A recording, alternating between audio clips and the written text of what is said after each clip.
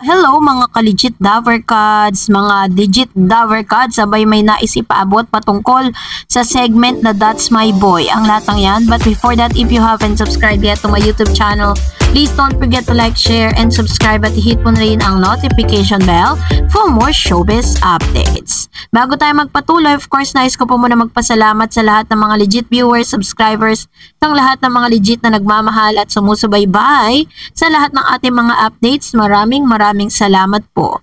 And for today's video, kung hindi nyo pa po napanood, panoorin nyo po sa aking channel, Celebrity Updates, kung saan ito pong si Miss Carmina Villaruel, kung paano po talagang napaiyak na lang sa nangyari sa kanyang mga anak na si Mabi at si Cassie. Bagong segment ng Itbulaga, inulan ng bad comments. So ano nga ba ang nangyari, no? O para po lubos ninyong maunawaan yan, punta po kayo sa aking channel, Celebrity After This.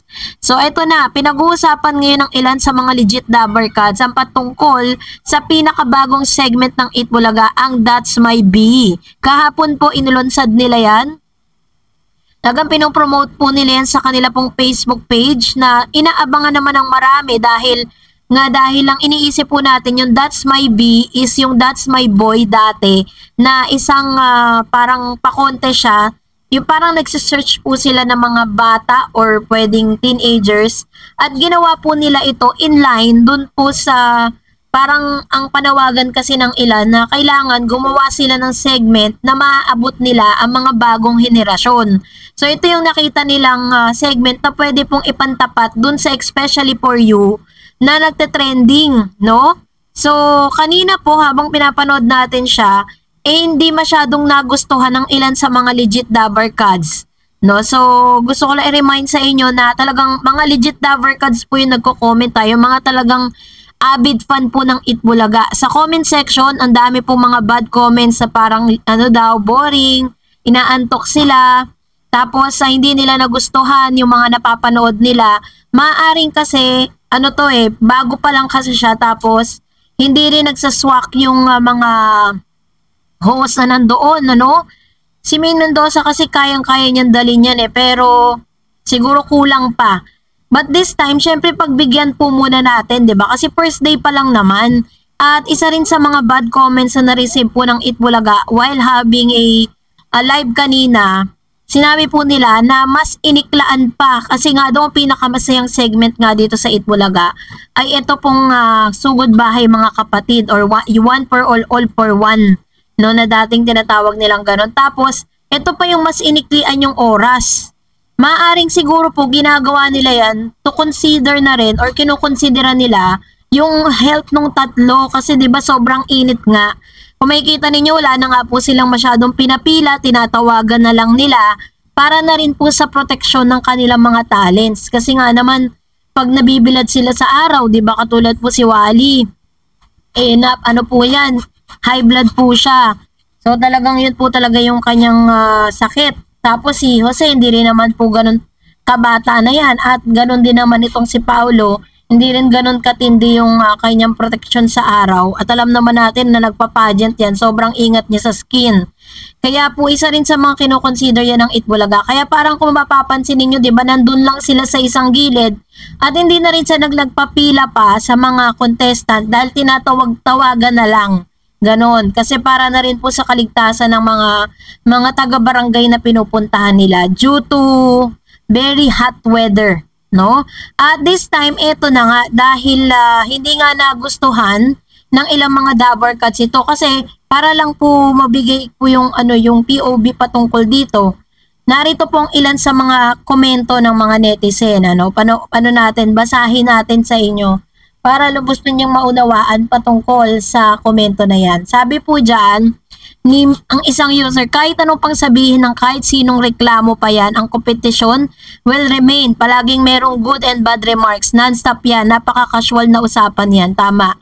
Sabi naman ni Ma'am Shelinda TV Show, pwede ba wag na kayo mag-away-away? Maging masaya na lang kayo para sa isa't isa. True naman yan, no? So ito po yung isa sa mga issue patungkol nga dun sa salpukan na naganap last Saturday. So hanggang sa ngayon nagko-comment pa rin po sila patungkol sa issue na yan. And ito na po yung comment, sabi dyan. Arsenia Dula. Tama naman, kanya-kanya tayong pinapanood at kanya-kanya tayo ng taste sa mga pinapanood. Kaya walang siraan. Ang gusto ng mga host ay magbigay ng saya at ligaya, kaya maging mabait na lang po tayo. Ayan. So sana lahat ng mga viewers katulad po ninyo, Ma'am si Arsenia Dula. No, pero syempre, yung mga bad comments na yun, dapat i-take po ng Itbulaga as constructive criticism. Kasi para po at least, 'di ba, mapag-igi po nila. Sabi ni Mr. Mark Lawrence Macas, good evening. Sabi niya, good evening po. Sabi ni Mark Lawrence Macas, good evening Dareds Channel. Nalulugi ba ang TVJ? Sana manalo sa laban ng TVJ ratings at Itbulaga. Ayan. So yan po, spekulasyon lang. Ginagawa lang po yan para talagang, syempre, alam nyo na, for ano na rin, kumbaga sa mga YouTube, sa mga vloggers, para lang po talagang kumita at pag-usapan. Pero in reality, wala pong ganong ganap dito po sa Itbulaga. Still, maganda pa rin ang income nila dahil di naman sila iniiwanan ng mga advertisers nila katulad po na nangyari sa Tahanang Pinakamasaya. Sabi pa niya, Dareds Channel, magandang hapon. Hindi ko nagustuhan ang bagong segment ng Itbulaga, and that's my boyfriend. Palit na lang ang segment ng babala. Huwag kayong ganon, oy. Ang maganda na segment na judgmental, ang gusto ko, Miss Dareds Channel. Ayan.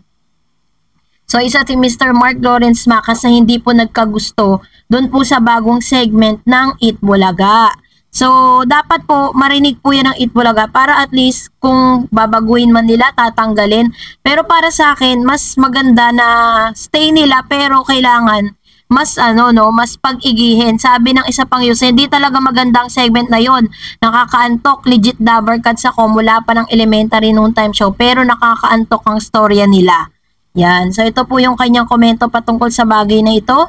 At talagang puro negative comments, pero it doesn't mean na porket nagko-komento sila ng ganon, hindi na sila Dabarkads. Dabarkads pa rin po sila. And para lang po to give you my point of view with regards to this, no, nag-uumpisa po ang Especially For You, walang commercial break yan. Wala po silang as in commercial. Sabi nga ni Vice Ganda, may napanood ako na parang bakit daw walang break yung Especially For You, dahil wala nga nagpi-place ng ads para sa segment na yon. Pero pinush lang nila ng pinush hanggang sa dumating yung time na nag-trending po sila. Siguro po this time, let's give Itbulaga a chance na talagang maipakilala sa publiko. Ito pong That's My Boyfriend. Kasi ito po yung way nila para po maabot nila ang mga bagong henerasyon, yung Gen Z. Ngayon, syempre, ang talagang kinikater kasi talaga ng Itbulaga is iba't ibang gender, iba't ibang age. So, this time, ito yung pinupush nila. So, ang kailangan lang natin gawin ay suportahan po sila. So, kayo po, ano pong saloobin ninyo patungkol dito? Comment down below. And that's it for today. For more videos and updates, please don't forget to like and subscribe. And please don't forget to follow my Facebook page, Dareds TV. God bless everyone.